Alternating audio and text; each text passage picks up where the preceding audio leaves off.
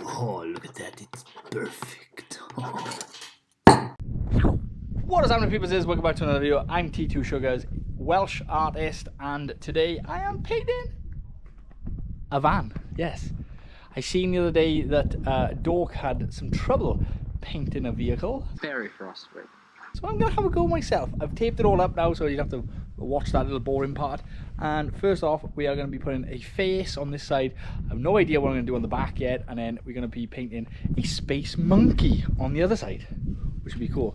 So first off, I'm going to just get a design marked out, and we'll see how far we get on with it. But it's an old van, so hopefully we can add some value to it. Let's go. Oh, well, hello there, it's voiceover T2 Sugars here, and we are painting a model's face on the side of this VW camper. The model is Cindy Parrod, and I will put a link to her Instagram down in my description so all you naughty buggers can go and check her out later. Make sure you do it after this video, not during. So, the face in general, I used a little doodle grid, took a picture of the side, duplicated the images, and we've got the proportions of a face onto the side of the van. That was the main key. If these were out by any little bits, the face would look squiff and out of proportion. So they were the key elements to get done at the beginning. Then I struggled with the surface because it's such a bumpy surface. You keep hitting the can onto something, maybe the slider guard, maybe one of the indents. That is what I struggled with most of all. But the surface was kind of like painting a roller shutter.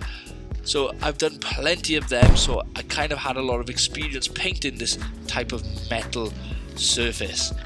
And with a clear vision of what I wanted to paint helps so much when you're doing something like this. If you just came in with no sketch or no idea what you want to do, you'd probably really struggle to get your idea down onto this type of surface because it's very unforgiving when you're trying to do sketches and trying to freestyle. Then I pulled out the secret weapon, which is a tiny pink stencil cap.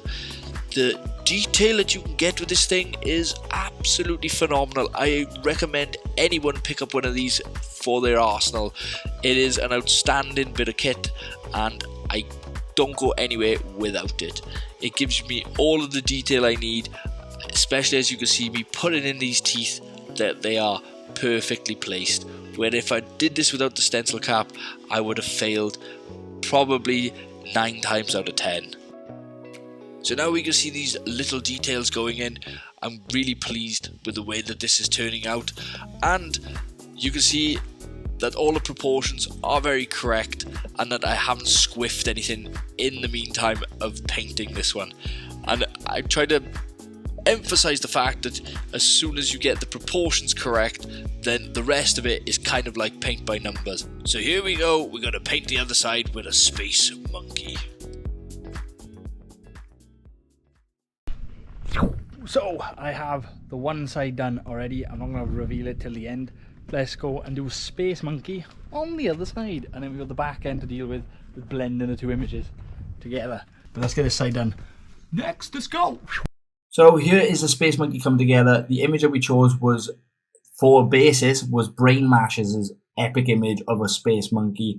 Tweaked it slightly so it fitted what I needed to do. I took out a lot of elements because the guy's an incredible artist. Should go check him out. Brain Mash. All the links to his socials all down in my description. Go check him out.